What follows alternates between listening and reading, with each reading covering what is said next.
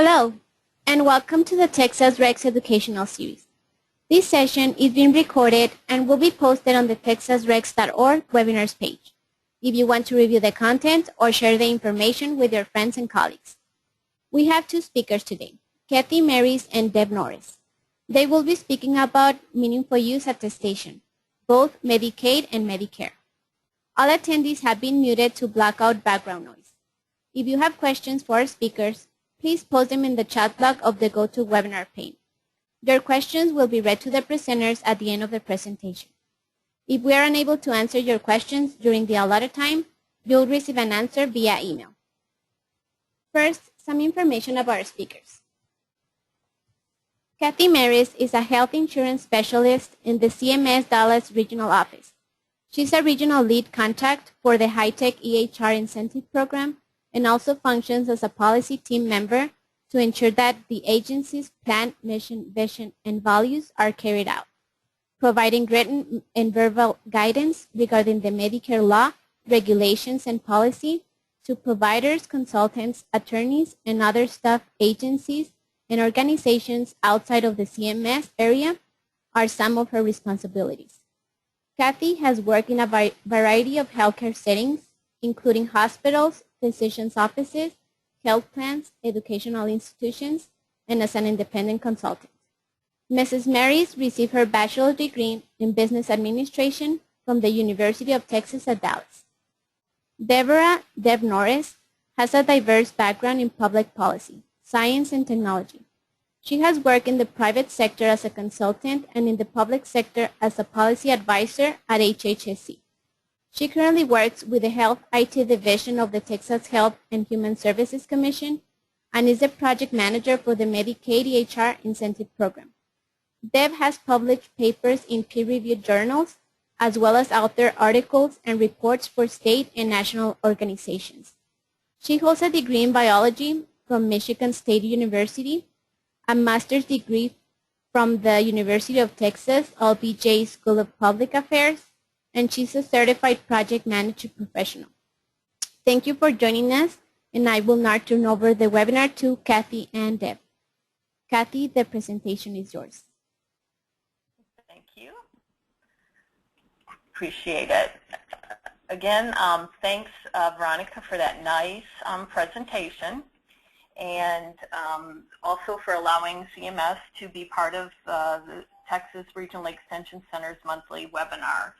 Today, what I'm going to be discussing is the 2014 Certified Electronic Health Record Technology Flexible Rule and some information on Stage 2.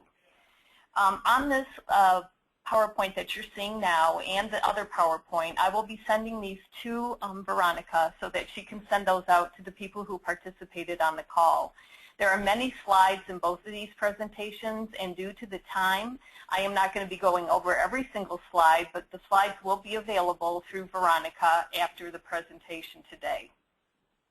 As you can see on this first slide, I would like everyone, if there are any questions at all dealing with the Medicare EHR Incentive Program, you can email those questions to the email that is listed here, rodalfm@cms.hhs.gov, and please in the subject line just put EHR and then your question. The second slide presentation that I'm going to be going over is actually a resource guide that is available on our website, and the link to that is available on this slide also. So let's go ahead and get started. This is just a disclaimer that I'm not going to read the entire thing, but essentially want you to know that this presentation is only intended as a general summary of the 2014 CERT Flexibility Rule. It's not intended to take the place of either the written law or regulation. So we encourage you, if you have any in-depth questions or need resources, please visit the regulations, the 2014 CERT Flexibility Rule, to get your answers to many of your questions. So let's get started. CMS 2014 CERT Flexibility Rule was published on August the 29th. It was published and displayed on September the 4th. The rule itself became effective October 1st and did three things. The main thing that everyone is very familiar with is that it allows providers to meet meaningful use with the EHR certification from either 2011 or 2014 addition criteria, or a combination of both of these additions cert to meet meaningful use in an EHR reporting period in 2014. In addition, the rule includes some language that indicates that the 2014 edition certified EHR technology must be used for reporting period in 2015. So while there's some flexibility, we're also offering for the 2014 EHR reporting period for 2015, every provider will be required to use the 2014 edition of the certified EHR technology. The rule also extends CMS and the ONC's recommendation that Stage 2 be extended through 2016. So the earliest anyone can participate in Stage 3 of meaningful use now will be 2017. The flexibility is only available to the providers who are unable to fully implement the 2014 edition certified EHR technology for the reporting period. In 2014, due to delays, in 2014 the cert availability. So when I say delays, specifically I am meaning vendor delays caused by some of the vendor issues that we've seen and heard about in the industry. One thing I also want to point out, the first year of Medicaid participants who are participating in Adopt, Implement, Upgrade, or AIU do not qualify for the cert flexibility. If you're a first-year Medicaid participant, you're doing AIU, you have to use the 2014 edition of cert to qualify for the incentive, and Deb will discuss that further. The next two slides go over some of the flexibility options. The flexibility options are determined by the stage of meaningful use that providers scheduled to meet in 2014, as well as the addition of the certified EHR technology that we will be using. So if you are a provider that is scheduled in 2014 to meet Stage 1, if you are using 2011 certified EHR technology, you will report on the 2013 definition of Stage 1 objectives along with the 2013 CQMs. If you're scheduled to do Stage 1 and you have a combination of the 2011 and 2014 edition of certified EHR technology, we'll have two choices. You can use either the 2013 definition of Stage 1 objectives and the 2013 CQMs, or definition of Stage 1 objectives and 2014 CQMs. So the last one shows if you're planning to use the 2014 certified EHR technology, you will be reporting on 2014 definition of Stage 1 objectives and the 2014 CQMs. So these are providers that are scheduled in 2014 to report on Stage 2 meaningful use. There are a few other flexibility options you will have depending on the addition, again, of the certified EHR technology that you'll be using. If you're scheduled to do Stage 2 of meaningful use and you're using a 2011 edition of CERT, you will be reporting on the 2013 definition of Stage 1 objectives and the 2013 CQMs. Now, if you're using a combination of 2011 and 2014 edition CERT, you have one of three options. You can do the 2013 definition of Stage 1 objectives and the 2013 CQMs. You can do 2014 definition of Stage 1 objectives and 2014 CQMs, or you can choose to do the 2014 definition of Stage 2 objectives and the 2014 CQMs. If you're scheduled to do Stage 2 and you have the 2014 certified EHR technology, but you also qualify for the flexibility for not being able to fully implement the entire certified EHR technology, you have a choice of reporting on 2014 Stage 2 objectives, 2014 CQMs as planned, and you can qualify for the flexibility and can report on the 2014 definition of Stage 1 objectives and the 2014 CQMs. So all I'm going to show here is a little bit about the attestation system and the Certified Health IT product list, or what we call CHAPL, that's on the ONC website. So the attestation is updated and ready to go to accept the providers who are testing and using the flexibility option as part of the 2014 CERT flexibility rule. In order to get your certification ID, you will have to go to the website for the Office of National Coordinator or Health IT. This is available on the ONC website, and it will provide what we call a chapel number. And this is your CMS EHR certified ID to successfully use the certification option.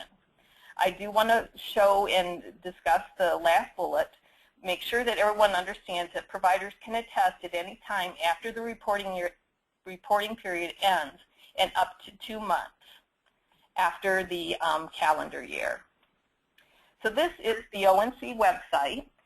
This gives you a screenshot of what it looks like. And in the middle of the slide, you will see there are 3 buttons. And those are the 3 buttons that you will make a decision in which kind of edition that you are using.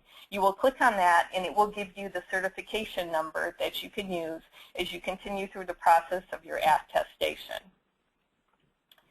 I'm just going to go over a couple of the frequently asked questions that we've been getting, because I understand that this might, if this is the first time you've heard this, this might be a little confusing. So what does it fully implement due to delays in 2014 CERT mean? Well, the answer to that is the delay must be attributed to the issues related to software development, certification, implementation, testing, or the release of the product of the EHR vendor, which then affected the provider's ability to have the 2014 edition of CERT available to them. Now, things that do not count are the financial issues. So if the cost is the reason why the 2014 CERT edition wasn't fully implemented, that does not count toward vendor availability. In addition, difficulty meeting the measures would not suffice for the flexibility rule. Also, staffing issues. These do not count. Staffing issues, as we believe, are part of the normal day-to-day business operations that would not qualify for the flexibility being offered. And the provider delays we talk about, vendor delays, but if a delay in or the inability to fully implement the 2014 edition of CERT is due to the provider not upgrading or implementing the certified EHR technology on time, that will not count toward the flexibility. So the main thing I think to remember is that in order to qualify for the flexibility rule, the delay in fully implementing the certified EHR technology must be due to issues and delays by the EHR vendor. The next question, can providers mix and match the measures and objectives from different years and stages? As I mentioned this when I talked about the reporting, if you're doing 2013 meaningful use, you've got to do 2013 CQMs. If you're doing 2014 meaningful use, you've got to do the 2014 CQMs. In addition, if you're doing one set of meaningful use objectives, you can't switch between the others. So if you're doing 2013 definition of stage 1, you can't do a 2014 edition of stage 1 or a 2014 edition or of stage 2. When do providers have to attest to the 2014 certified flexibility options? So the flexibility options are available and ready in our attestation system. Eligible professionals have until February the 28th of 2015, which is 2 months after the last day of the calendar year. Again, providers in their first year can attest to any 90-day reporting period, any day, 90 days of the 2014 calendar year to participate, and those in the second or beyond choose a 3-month quarter in 2014. So what I will do now is just continue on. These questions will be posted or will be given to you. Here are some of the resources that are available out there on our website. We have an interactive decision tool that the providers can use. There's a flexibility chart that's available and also a guide. The last there are the resources that are available on our website. And the EHR Incentive Program website also has information. And as always, the EHR Information Center is the resource for you to call for questions. That number is 888-734-6433.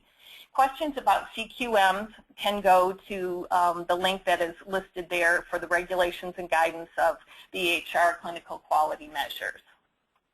And these, again, are just some acronyms that we used in the presentation. I will go ahead and escape out of this, and what I'm going to flip to now will be the Stage 2 presentation. Okay, so this presentation that I have out now is actually a guide that is available on our website. This guide is available to be used along with many other bits and pieces of information in regards to Stage 2. This was put together by eHealth University, which you will see many of the CMS documents will have that logo on there also. So the table of contents you will find there discusses what Stage 2 EHR incentive is, what are the requirements, how will the clinical quality measure change it, and also the resources.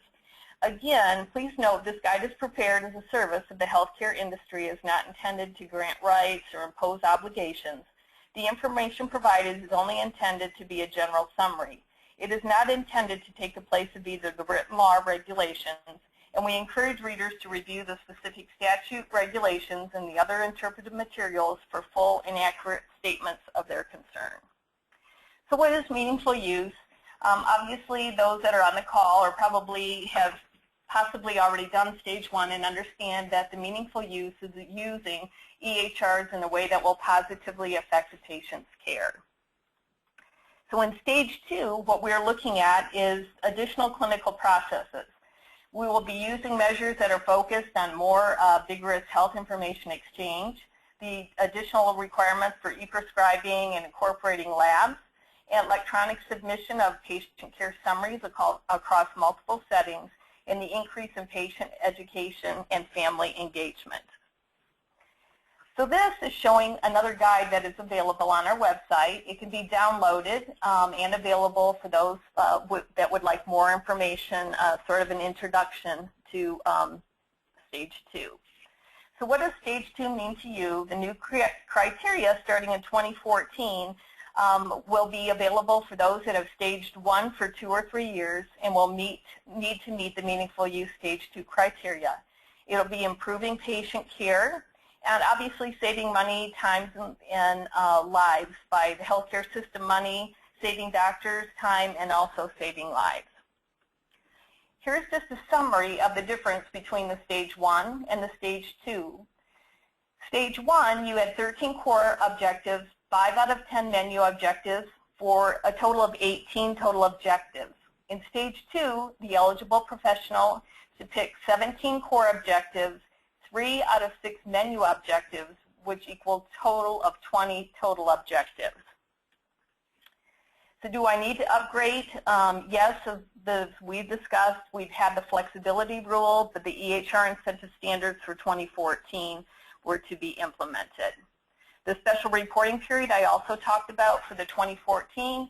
CMS is permitting a one-time 3-month reporting period for 2014 so that all the providers must upgrade, and this will also give adequate time of implementation of the EHR. This is just a quick stage timeline that is available, noting again, like we talked about, providers that have demonstrated meaningful use in 2011 will have the 3 consecutive years for Stage 1 before they're advancing to the Stage 2 in 2014 beyond. This is a Medicaid stage timeline, which I'm sure Deb will be reviewing also in her presentation. So what are the Stage 2 objectives and the EHR incentive program? Again, as we discussed, the 17 core, 3 menu, and the CQMs are what will be necessary for Stage 2 meaningful use. What are the requirements? As we discussed, Stage 2 retains the core and menu structure for meaningful use objectives, although some of the Stage 1 objectives were either combined or eliminated. Some of Stage 1 objectives are now core under the Stage 2 criteria. For many of these Stage 2 objectives, the threshold that providers must meet for the objectives have been raised, and we expect that providers who reach Stage 2 in the EHR incentive program will be able to just demonstrate meaningful use of their certified EHR technology for an even larger portion of their patient population. So some new objectives were introduced to Stage 2. Some of them were introduced as menu objectives for Stage 2. As was the previous stages, many of Stage 2 objectives have exclusions that allow providers to achieve meaningful use without having to meet objectives outside their normal scope of clinical practice. So what are the Stage 2 objectives? We will talk more about that. This is a link to the spec sheets that are available. If you've not seen these, they give specific information about each one of the core and menu objectives. And I'll actually be showing these as we go through the next few slides. So again, as we talked about, these are the 17 core measures. I'm going to bring attention to the core objective number 7, which has to do with the patient's ability to view online and downline transmit their health. I'm going to just show quickly core for 15, which is new, about providing summary of care records for each transition of care or referral. And core measure number 17, which is using secure electronic messaging to communicate with patients on the relevant health information. So CPOE, which was core 1, obviously I'm not going to be going through all these as we discussed, but this will give you somewhat of an idea what these spec sheets actually look like. So when you go into each one of the objectives, you will be able to see what the measure requires, what that means for you, and what exclusions, if any, there are for you. So the next one was e-prescribing. Again, it tells you the measurements, what it means, and if there are any exclusions. Record demographics. Again, as most of these, you will see the measure requirements have increased for stage 2. But the information is the same. And again, there are no exclusions. Everyone must meet this objective. The recording vital signs. You can see now under this, there have been some exclusions from recording all 3 vital signs if you don't believe that these vital signs are relevant to your scope of practice. Again, what it means for you is that 80% of your patients who are age 3 or older, you have to record a blood pressure in certified EHR. For more than 80 of your patients of any age, you have to have record height and weight. Again, reviewing each one of these spec sheets will be very helpful. Recording smoking cessation is also there, and again, you can see it's more than 80% of your unique patients, 13 years or older. And again, you have an exclusion if you don't see any patients that are 13 years or older. Recording or using the clinical decision support. Again, review these in order to meet, you have to achieve the 2 things that are listed on the slide. And again, there's no exclusion for the first objective, so everyone must meet that. And you can be excluded from the second measure if you write less than 100 medication orders during the reporting period. Number 7 is the one that stage 2 also replaced the previous stage 1 objective to provide electronic copies of health information or discharge instructions and provide timely access to health information with objective that allows patients to access their health information online. So what this requirement is that more than 50% of all unique patients are provided an online access to their health information within 4 business days after the information is available to the EP. More than 5% of all unique patients review, download, and transmit their third-party health information. And again, you're excluded, as you can see here, meeting this objective if you don't order or create any of the required information except for patient care and provider name and the office contact information. You can also be excluded if your practice is in an area of low broadband availability, and there is a link that will review more of that information. Core 8 has to do with the office visits and providing the clinical summary. Core 7 has to do with the electronic health information, protecting that. Again, there are no exclusions for this. Everyone must meet this objective. Incorporate clinical lab test results in the certified EHR. Again, the results of more than 50% of all clinical labs that are ordered by the EP during the EHR reporting period. Generate list of patients by specific conditions is 11. Identify patients who receive reminders for prevention follow-up care. Again, reviewing the percentages and the exclusions are important. Identify patient-specific education resources and provide those resources to the patients. Perform the medication reconciliation is number 14. Number 15, the stage 2 obviously is we're emphasizing the health information exchange between provider to improve care and coordinate our care for our patients. Again, this is a new one, and there's 2 measures that are incorporated with it. Provide a summary of care record for more than 50% of transactions of care and referrals. And measure 2 is provide a summary of care record for more than 10% of the total number of transactions. and referrals, either electronic transmitted through the CERT to a recipient or where the recipient receives a summary of care record via an exchange facilitated by an organization that is eHealth Exchange. Measure 3, the EPAs must also satisfy one of the following criteria: conduct one or more successful electronic exchanges of summary of care as part of is counted in Measure 2, and conduct one or more successful tests with a CMS designated test EHR during the reporting period. It also continues here that where over half of the patients are referred to another provider to another setting, you have to send the next provider of care either electronically or paper. At least one of the summary of care documents that are sent electronic must be sent to someone who is using a completely different EHR. And again, you can be excluded from all 3 measures if you transfer a patient to another setting or refer a patient to another provider less than 100 times during the reporting period. Submitting electronic data of immunization registries, again, successfully in submitting these is what it is, and the exclusions are listed here also on the slide.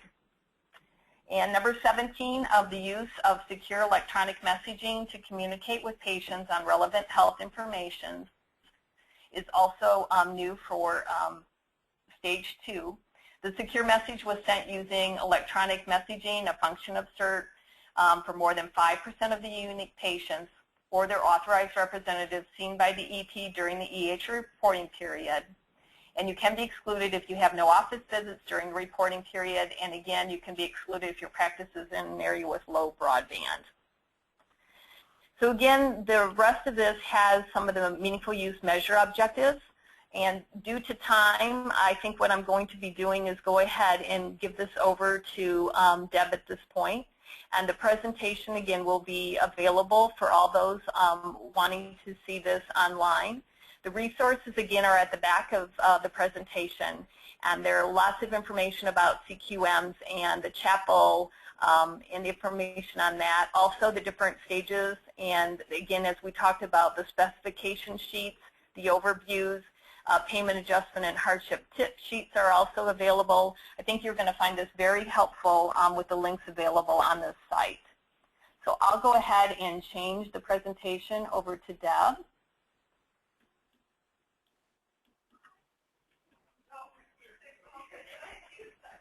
Thank you, Kathy. Let me pull my screen up here. If for some reason you can't see it, let me know. But thank you for your presentation and to the Regional Extension Centers for this opportunity to present to you today. I'll try to get through this stuff in enough time that we'll have time for questions at the end. Just quickly an overview of what I'm going to talk about today. Since Kathy did such a good job of covering a lot of the specifics of Stage 2 meaningful use, I'm going to take a more Texas-centric perspective and look at some of the things that are going on here in our program.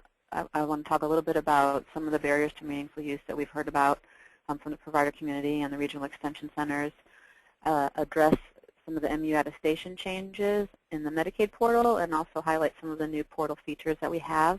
I'll talk a little bit about audit and our meaningful use documentation requirements for Stage 1 and Stage 2, and then point everybody to some of the resources that we have available.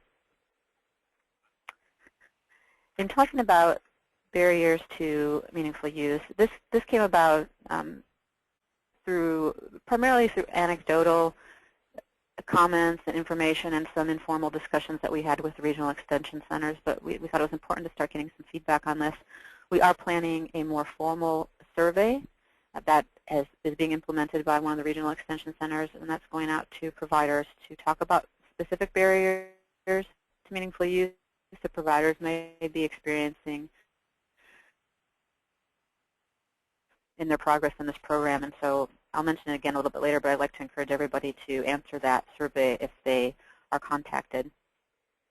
But specifically, I want to look at just a few of the things that we're hearing from the provider community about some of the challenges they're facing.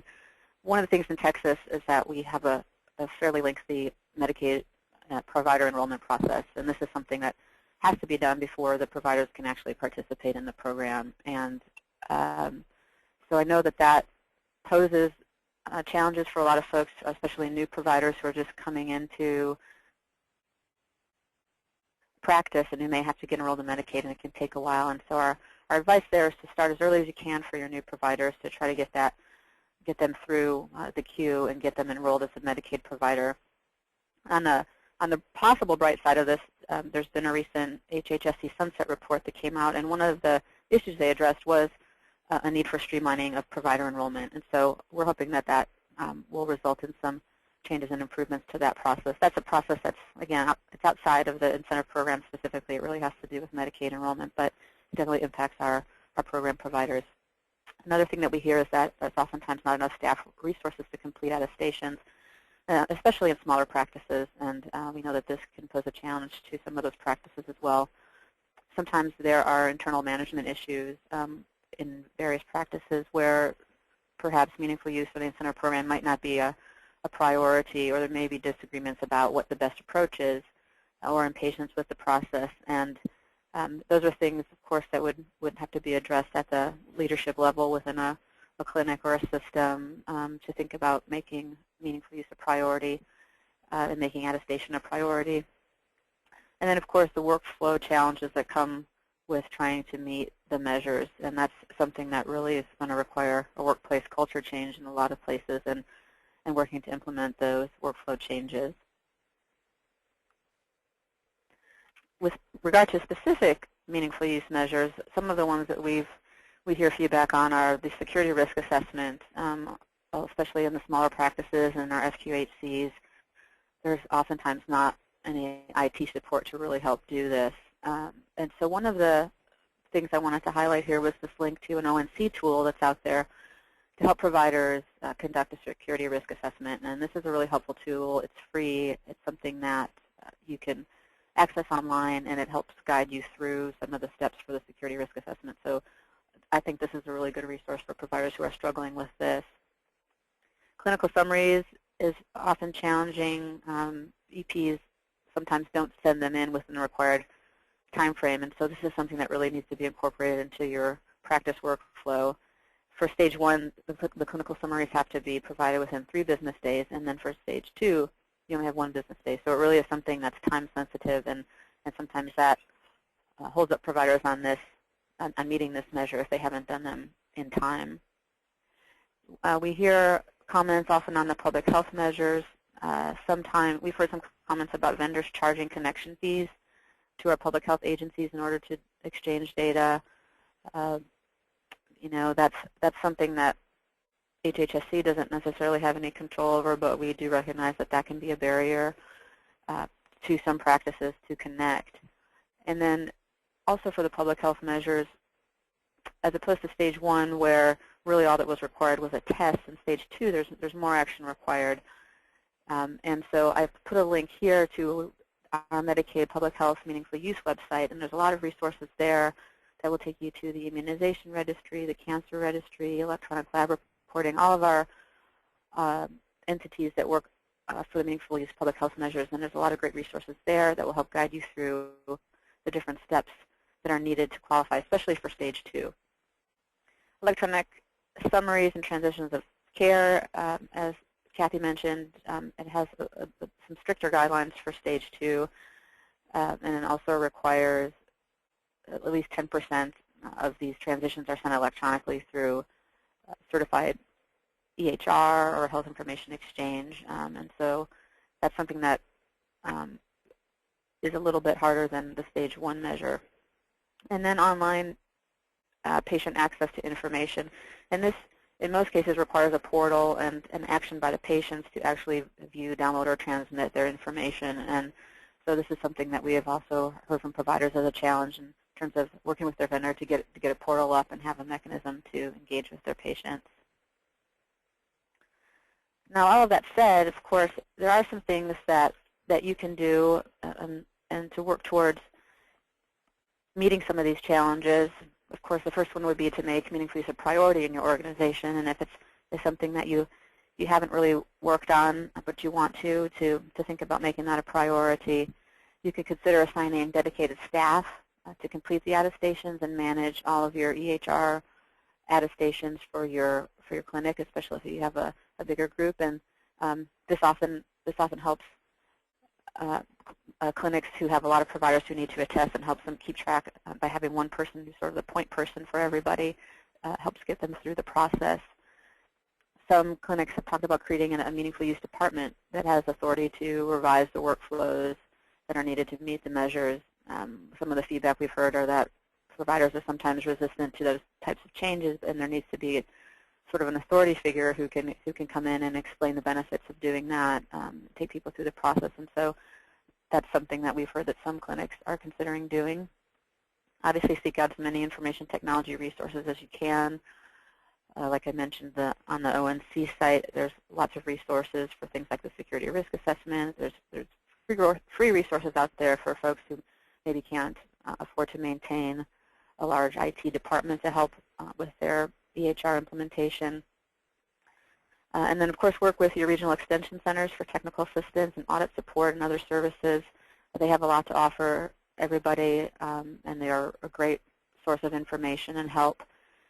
And then lastly, as I mentioned, we are conducting a survey, a meaningful use survey, that's going out to lots and lots of providers. And so if you are contacted by the Regional Extension Center to answer the survey, it won't take very much time at all. All of your answers are confidential, but will really help us in improving the program and looking for ways to help you with meaningful use.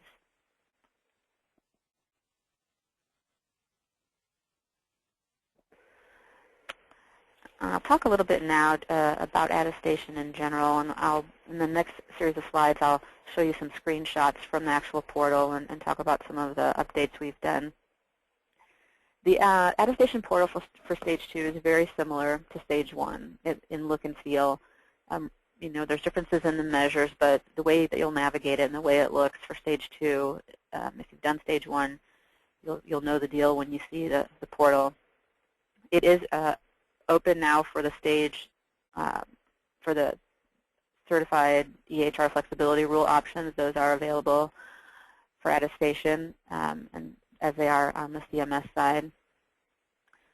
And then, as Kathy mentioned, and I won't go into much detail about the flexibility rule, but in order to qualify for one of the flexibility options, you do have to attest that you could not fully implement your 2014 certified EHR due to vendor delays. And I'll show you a couple of screenshots of that. And the portal will ask you to select the appropriate option and the version of meaningful use measures. And it'll send you through the correct pathway based on how you answer. So this is a screenshot from once you get into the portal. You'll be asked early on to attest to which version of the certified EHR you're using for 2014.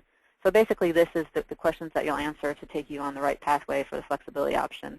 Now, you can attest to that first option, which is that you fully implemented your 2014 EHR, and then you don't have any need for the flexibility option, and it'll take you through your pathway. Or you can click the box that you were not able to fully implement due to vendor delays. And if you click that box, then there's a text box, and you'll have to type in the reason that you were not able to fully implement. And so that's where your opportunity to say, the vendor didn't have their 2014 version ready yet, or whatever the case may be. And then the last question asked you if you're wanting to, or if you're using a 2011 certified EHR as your option, a combo, or the 2014 version. So in this screen, it shows just an example. This is just for sample purposes. If you were not able to fully implement, perhaps your EHR vendor couldn't get their ONC certification in on time. In some cases, there's not a requirement to upload documentation for this right now. In some cases, you may be asked during the prepay review process to provide some additional documentation to support this attestation. And we do encourage you to, even though it's not required, if you have any documentation from your vendor or something showing that you qualify for this flexibility option, to upload it when you attest. It's good to have it in there for future reference, and then you've got it saved in case you have a post-pay audit. And then lastly, for example, in this example, if you picked the combination, then you choose which option you want, which measures you want to attest to, and then once you do that, the portal will guide you through the appropriate steps. So once you're into that part of the portal, you'll go through your attestation. You'll respond to all of your meaningful use measures and your TQMs and so all in your information. And then at the end, you'll get to a place where you'll be able to upload all of the required documents. And so I'll give a quick overview of what some of those documents are for meaningful use. We do require a copy of your meaningful use summary or your dashboard for all the numerical measures, so something outputted from your EHR that shows all of your numerator-denominator measures. We'll ask for screenshots or something that's relevant for the yes or no measures, so something to show that your drug-drug or drug allergy interaction checks were turned on, something that shows that your CDS rule was implemented. There's some flexibility in this, but it needs to be something that definitively shows that you have met this measure. We do ask for evidence of your security risk assessment. You can upload the actual assessment if you'd like to, if you have an executive summary from it or some other evidence of completion. For example, if you've hired an outside vendor to do that, you could upload documentation showing that they've completed it.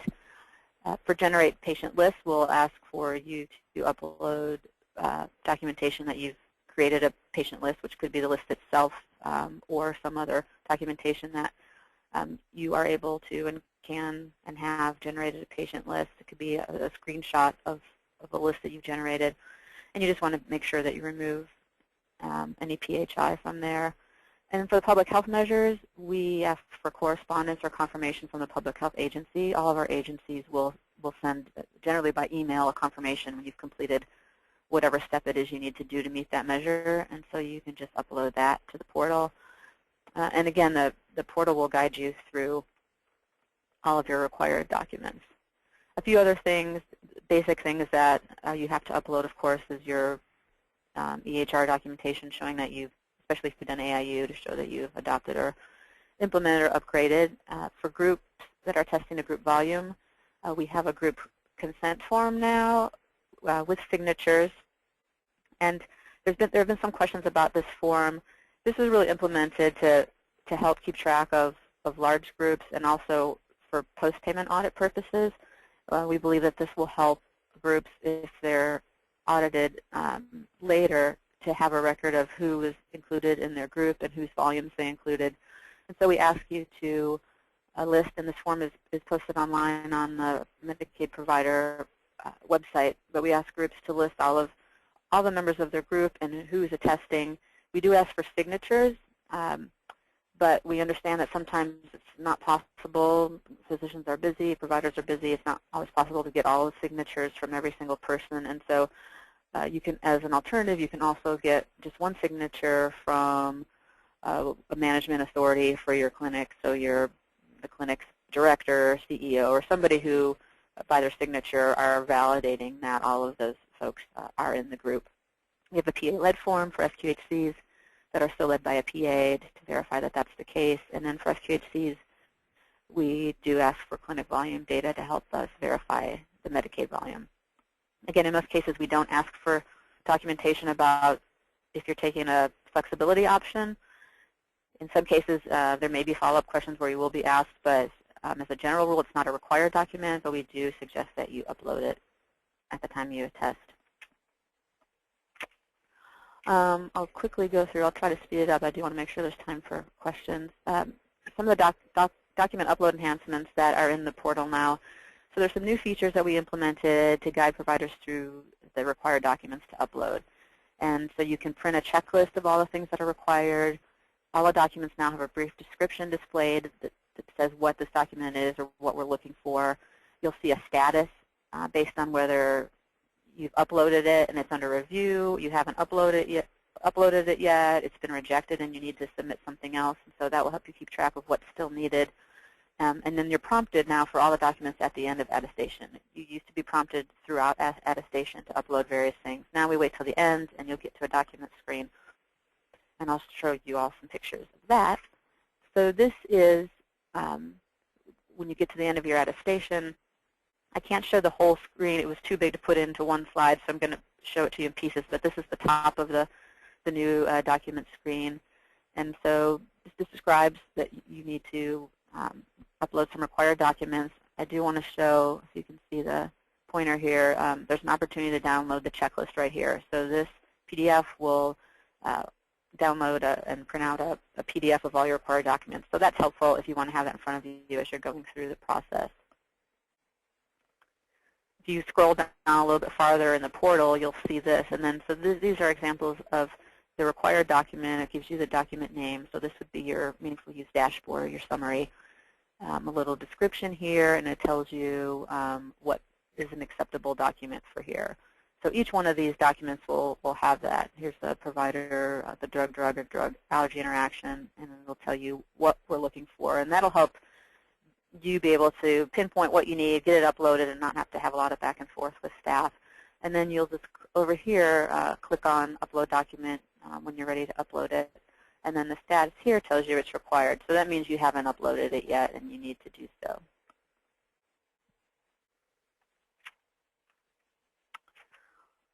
Here is down towards the bottom of the page. And again, there's a couple of other examples here. And the things I want to point out here is that there's also some additional, optional documents. So if it's not required, you can still upload something. Like I said, for the cert flexibility rule, if you want to upload something, you can click on this optional section and upload other things. And then you can also here look at your history and see what you've uploaded.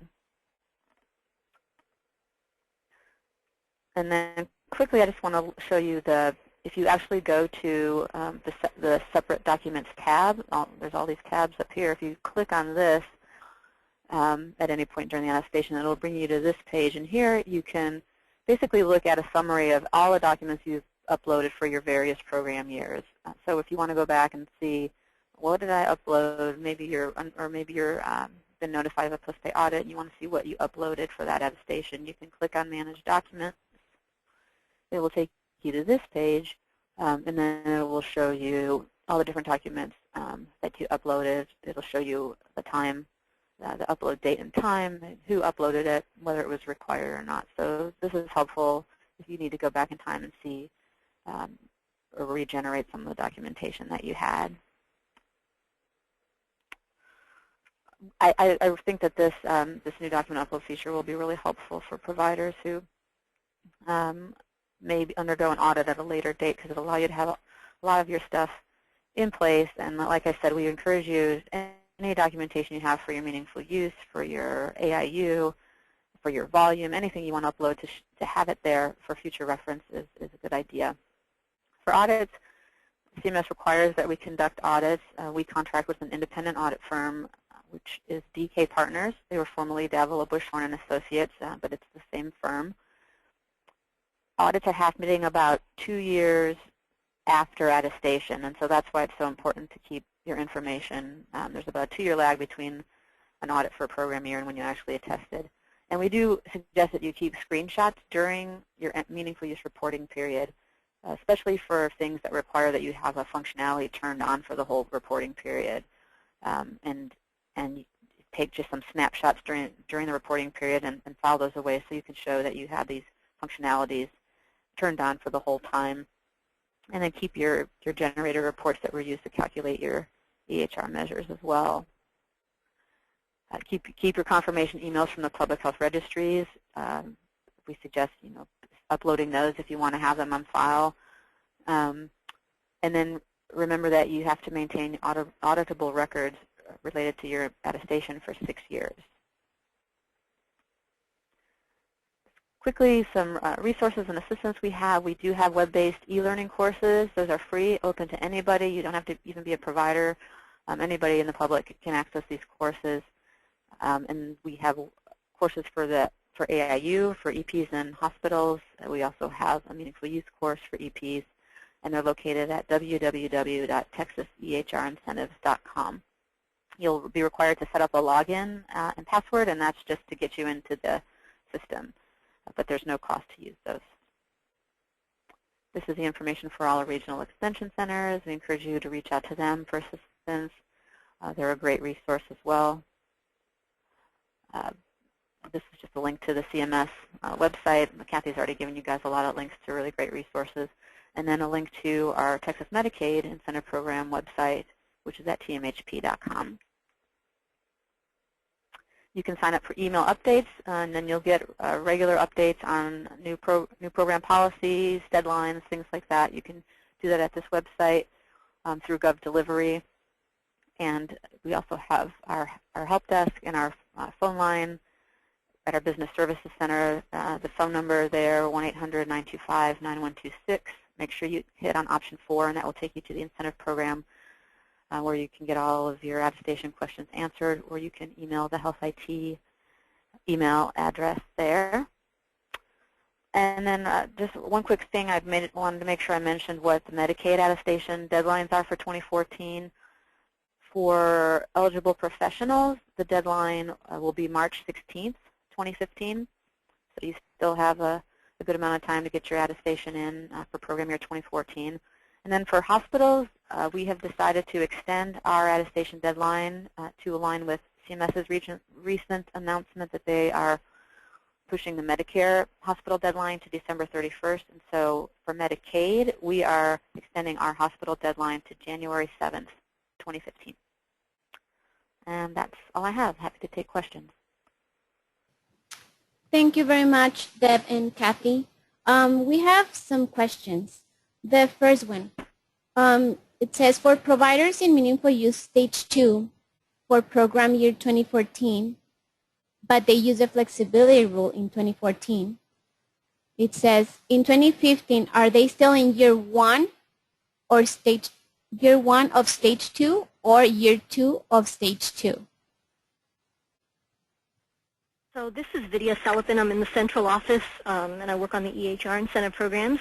So for participants who are scheduled to meet stage 2 in 2014, but who are using flexibility, if they are using stage 1, if they're doing stage 1 in 2014 because they're using the flexibility, if they have never done stage 2 before, I believe that they are doing stage 2 year 1 in 2015.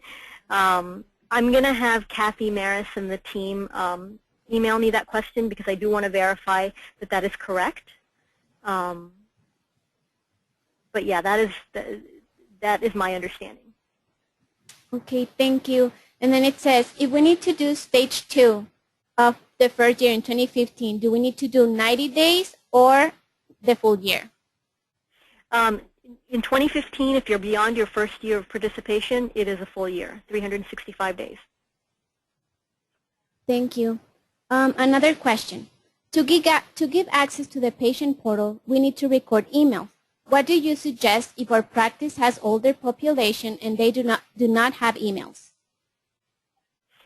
So our regulations don't specify that in order to meet the patient electronic access objective that you need to collect an email address. So you should be able to provide, the provider should be able to give access to a patient's information regardless of whether an email address is provided or not. There may be ways to do that. If in terms of just providing an access, you can just give instructions to the patient on how they can log in and set up a user ID and password and get access to their information. But I can't speak to how you can, requiring email addresses because we don't require it technically. The requirement is that patients get access to their information online, whether through a patient portal, whether through a public health record of some sort, or some sort of online access. Okay, and then it says, will a patient portal cover this measure? I guess What measure? It says, I guess just by having a patient portal. Well, it's more than just having a patient portal. It's using the patient portal and meeting the measures, which means in stage 1, providing access to your patient, providing access to health information for each patient, and then in stage 2, additionally getting patients to view, download, and transmit their information. Okay. So it's meeting those measures. Okay, and then it's another one. It says the problem is that some EHRs only record access by requiring an email address to ensure communication of the access, ID, and password setup process. I cannot speak to requiring email addresses just because the regulation doesn't speak to that. I know that there are plenty of providers who've come up with various ways to, get patients access to their information and even get patients to view, download, and transmit their information. Some of that, one of the FAQs covers it. You can actually give patient access while the patient's still in the provider's care. So if it's an inpatient while they're still in the hospital, or if it's an outpatient setting while they're still in the office, you can actually walk a patient through how to get their information and how to access their information, actually get them to access their information right in the office. But I can't really speak to how to get you to get an email address from the patient, just because, I understand that some EHRs are set up that way, but it's not a requirement in the regulation. So, yeah, that's what I can say about that. Thank you. We have another question. We got the upgrade of our EHR on August of this year. For the flexibility rule, can we use the reports from the new upgraded system? We do not have access to the old reports. That's fine. So if you're using flexibility and you're using the new system, I'm assuming the new system is a 2014 edition cert. If you qualify for flexibility, you can use flexibility, and there, I think one of Kathy's slides did point out that if you're using a 2014 edition cert, you do the 2014 definition of stage 1 objectives and 2014 CQMs, or if you're ready to do stage 2 and you can meet the objectives, you can do 2014 definition of stage 2 objectives and 2014 CQMs. Okay, thank you very much. I do not see any more questions. So if for the attendees, if you want to ask something, please please put your question on the chat block. In the meantime, I just want to thank our speakers for taking time out of their busy day to share their knowledge with us. If you have any questions for today's presenter, please email Texas Rex using the email shown, and we will make sure you get an answer. I see another question. Let's see. Please give an example of a situation where an EP will use a combination of 2011 and 2014 certified EHR. Is this a matter of using partial reporting periods for a full 90 total? So there are a couple of ways in which someone can use a combination of 2011 and 2014 edition cert. One way is if during the EHR reporting period for which the provider is attesting, they use the 2011 edition cert for part of it, and then in the middle of the EHR reporting period, they were transitioned to the 2014 edition cert, which means that part of their patient encounters are in the 2011 cert and part of them are in the 2014 cert. Another way is if a provider is using a modular certified EHR technology where some modules are certified to the 2011 edition and some modules are certified to the 2014 edition. Their data is obviously coming from both of those particular edition certs. So that would be another way. And then the third way is there are plenty of providers who practice at multiple locations, and it is always possible that some of the locations have a 2011 edition cert, and some of the sites have a 2014 edition cert. But those are all their patients, and that's what when they're looking at their own patient encounters, they're deriving their records from both of all of those systems. So that's another way where someone would choose the 2011-2014 combination flexibility option. Okay, thank you. And another question. Was there a deadline to be able to use the flexibility rule? No, there's so the flexibility rule itself just allows you to use the different definitions of meaningful use and the different CQMs depending on if you qualify. All you do is go to the ONC Chapel site, plug in your information about your certified EHR technology, get your unique certification ID. When you go to a test, plug in that certification ID. It should prompt you to enter the attestation information, the objectives and measures information based on the flexibility that you can qualify for. And you just go ahead and attest. And then the only thing that you do after that is just maintain all of your documentation indicating that you were unable to fully implement a 2014 edition cert due to vendor delay. Okay, thank you very much. I don't see any more questions. So if you send more questions, I will make sure to send them to Kathy, Deb, or Vide. So this is all for today. Thank you everyone for attending. And that's all. Thank you. Goodbye.